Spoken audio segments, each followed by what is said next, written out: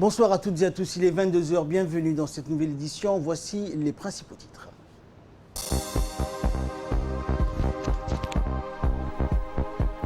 Le président de la République a inauguré aujourd'hui la mosquée de Doha à Djibouti.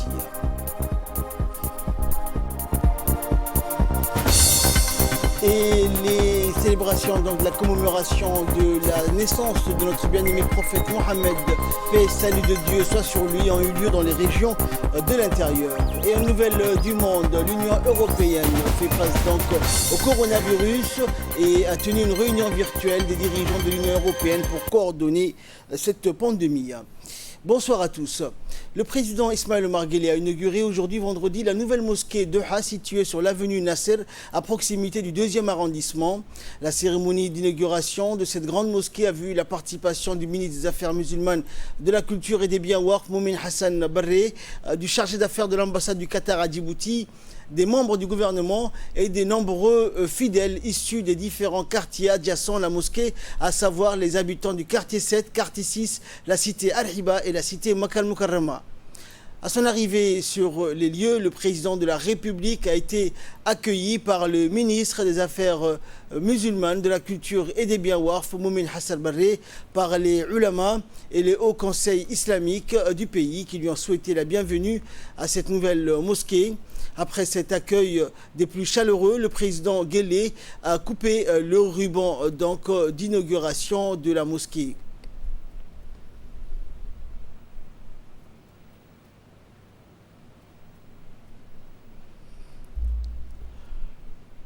Ensuite, le président de la République s'est dirigé dans la grande salle de la mosquée pour suivre le prêche du vendredi d'une superficie totale de 4500 m². La mosquée de Doha, réalisée grâce à un don de l'État du Qatar, dispose d'une capacité d'accueil de plus de 2000 fidèles. Cet important édifice religieux s'ajoute ainsi aux nombreux autres projets réalisés sous le leadership du ministre Moumin Hassan Barré à la tête du département de la Culture et des Biens Waqf depuis 2016. Et le chargé d'affaires de l'ambassade du Qatar à Djibouti, Rachid Ben Salem Al-Bouaïnein, a exprimé sa profonde satisfaction d'avoir participé à la cérémonie d'ouverture de la mosquée de Doha à Djibouti. Il a exprimé aussi ses remerciements et sa reconnaissance au président de la République pour la parrainage de cette cérémonie d'inauguration de cette grande mosquée.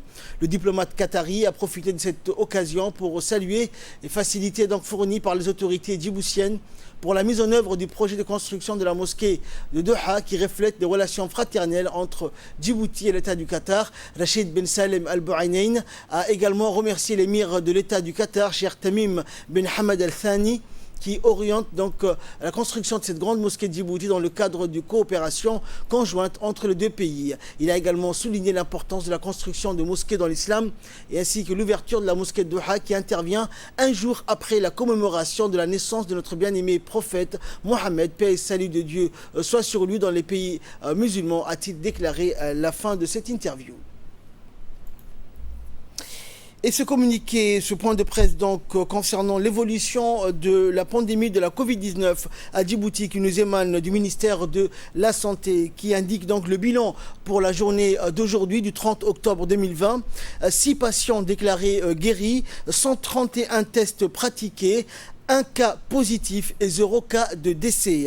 Le bilan global pour cette pandémie à Djibouti depuis le début de la crise, 84 973 tests ont été réalisés, 5 559 personnes ont été diagnostiquées positives à la Covid-19, 5 437 cas ont été déclarés guéris et 61 décès dus à l'infection à la Covid-19 ont été enregistrés. Demeurons vigilants, respectant les gestes barrières, protégeons-nous les uns les autres.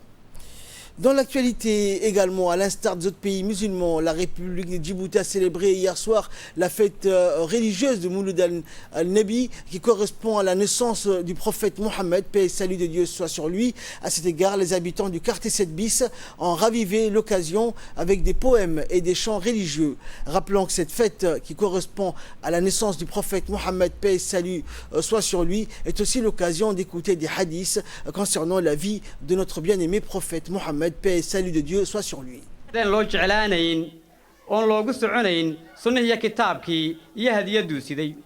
صل على محمد يا ربي صل عليه يا عايل والله ما نحت كواكب على مدغير يا رسول سلام عليك مرحبا مرحبا رسول مرحبا مرحبا أسعد عبد.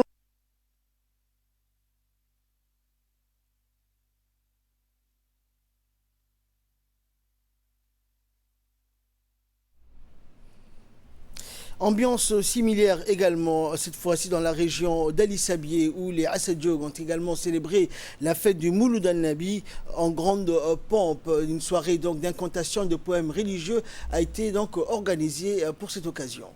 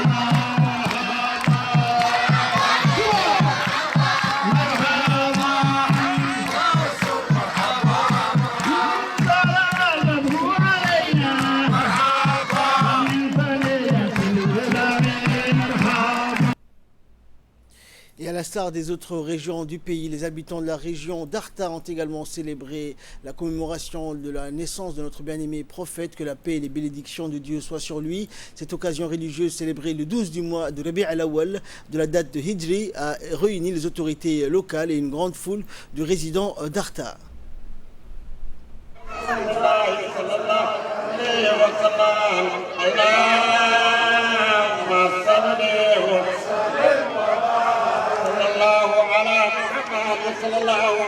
المال والصالح وعلى جميع من أصحاب من وعلى جميع والأصحاب من قد غاصوا ربما لك المصر العظيم مرحبا مرحبا نبي مرحبا مرحبا مرحبا رسول مرحبا مرحبا يا بدر تجلى مرحبا لك الوصف العظيم مرحبا نبي مرحبا. Et les habitants de la ville de l'Unité n'étaient pas en reste. Ils ont également organisé une grande cérémonie dédiée à la commémoration de la naissance du prophète, que la paix et le salut de Dieu soient sur lui. L'événement a vu la participation des autorités locales, des représentants du ministère des Affaires musulmanes ainsi que des dizaines d'imams et de prédicateurs.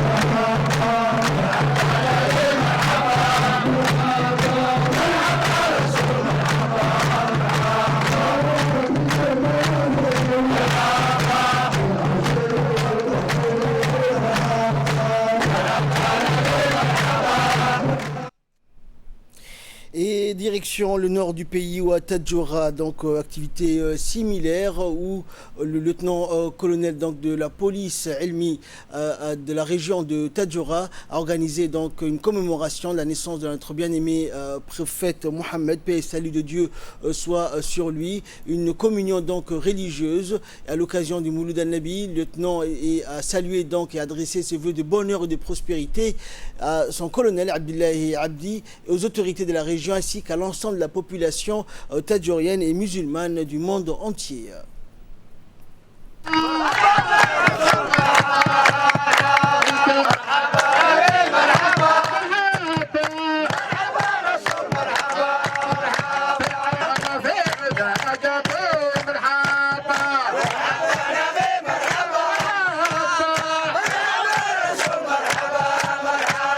De la célébration de la cérémonie du Mouloud de notre prophète sallallahu alayhi wa sallam.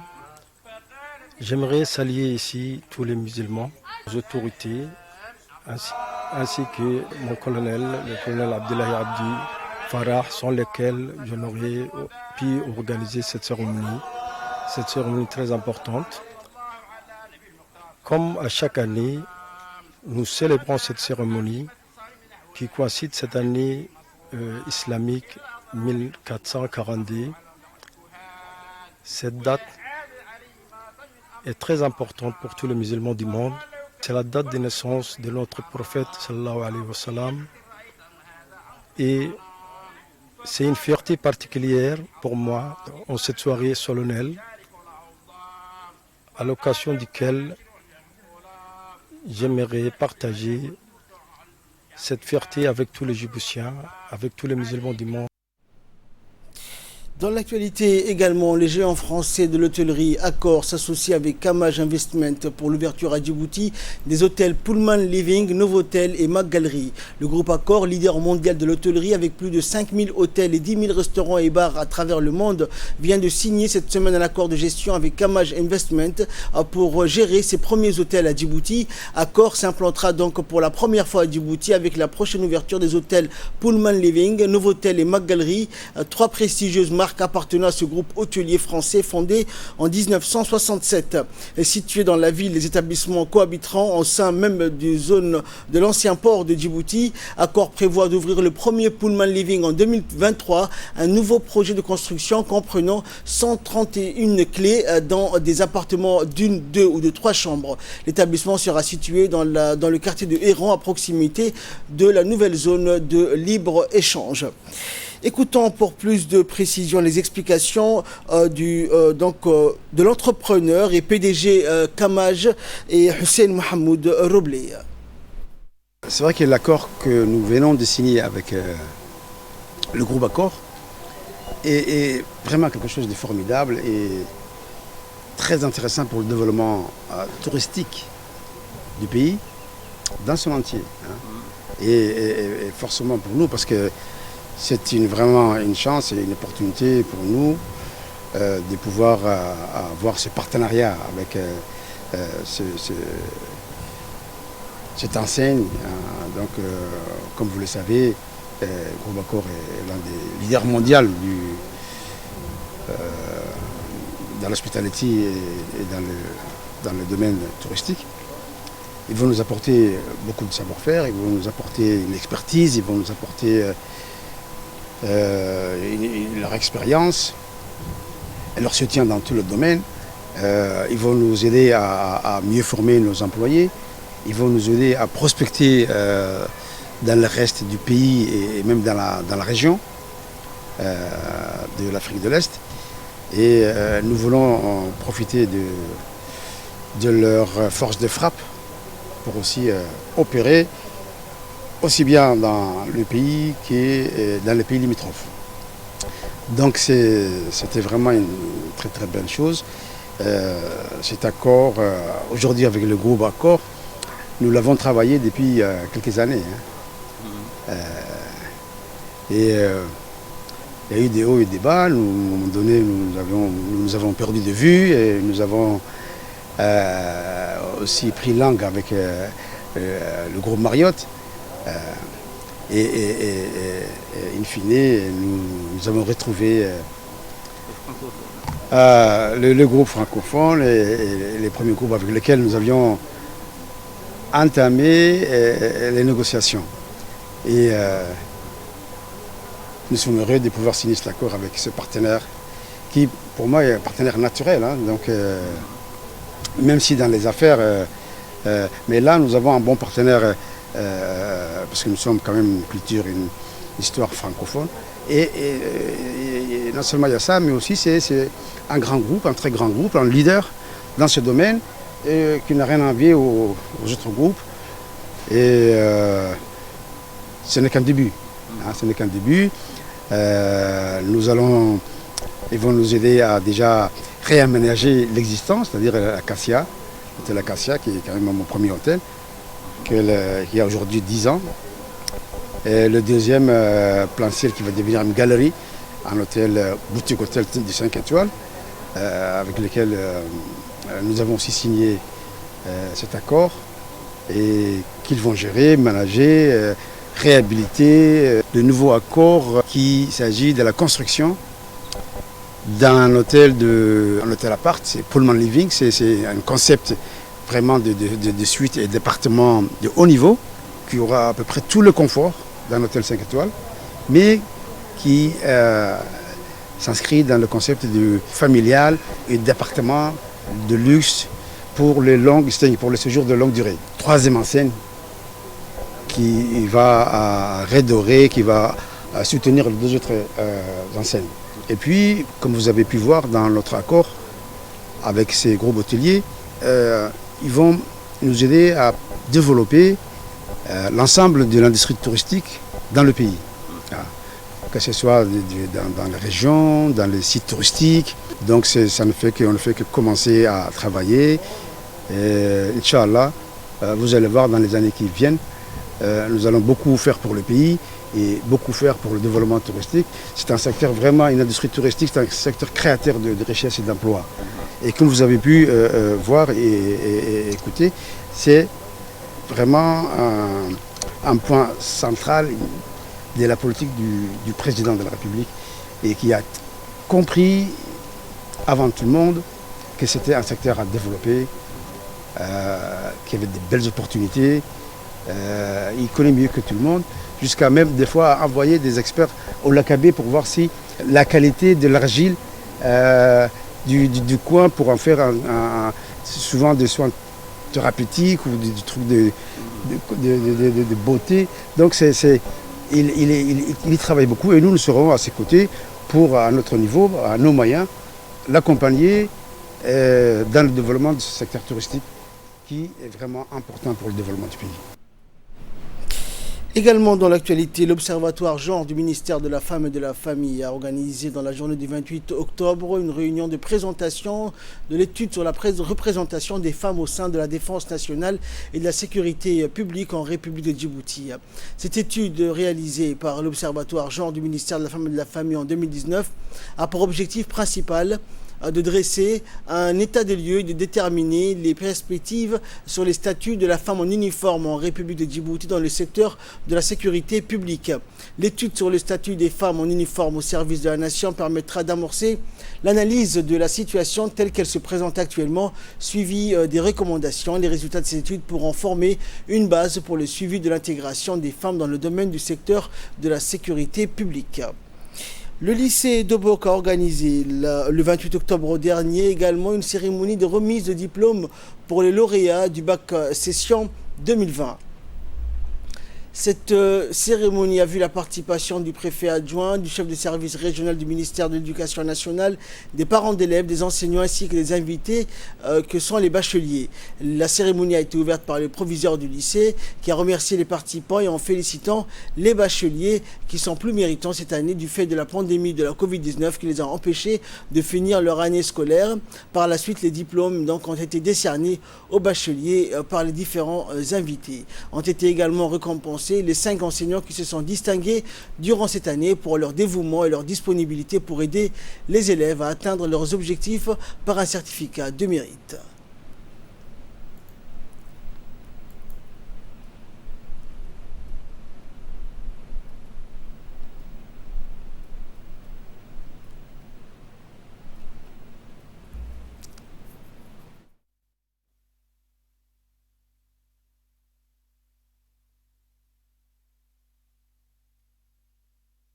qui est la vie.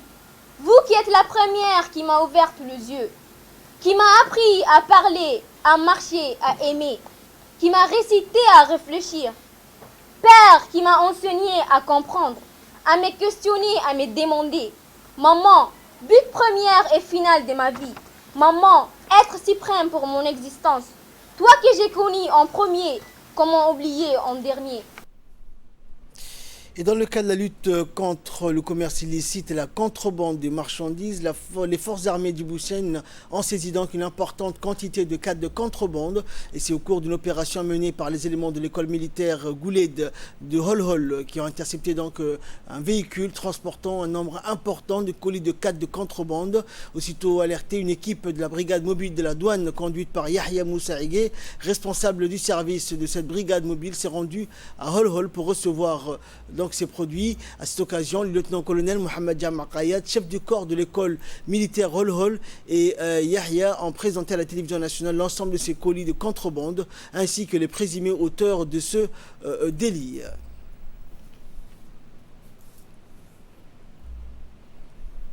Et dans son intervention, le chef de corps de l'école militaire Gouled, le lieutenant-colonel Mohamed Jama Kayad, a déclaré que prêter main forte aux agents de la douane dans la lutte contre la contrebande est l'une des missions de l'école. Dans le même temps, il a souligné les graves dommages infligés à l'économie nationale du fait de la contrebande de marchandises et de divers produits et de leur entrée illégale sur les marchés locaux. Les éléments de la douane et les militaires continueront à travailler main dans la main et à mener à bien les combats contre le commerce illicite portant atteinte à l'économie de notre pays, a souligné le chef de corps de l'école militaire Gouled. En nouvelle du monde, à présent, l'Union européenne s'arrête à nouveau. Les gouvernements ne parviennent pas à trouver la formule pour enrayer la seconde vague de coronavirus. Les 27 chefs d'État et de gouvernement se sont réunis hier pour un sommet virtuel afin d'établir des réponses communes face à l'urgence sanitaire. Chaque jour compte.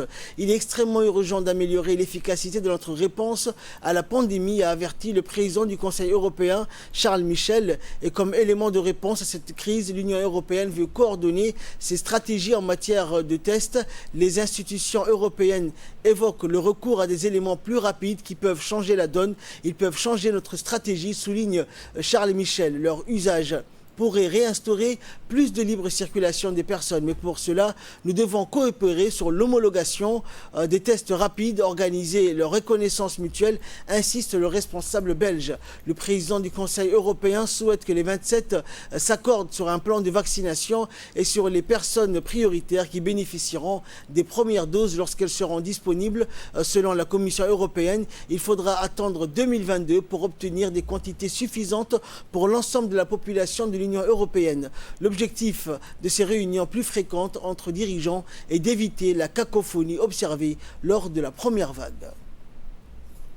C'est la fin de ce journal. Merci pour votre très aimable attention. Restez avec nous. Le programme continue sur Télé Djibouti.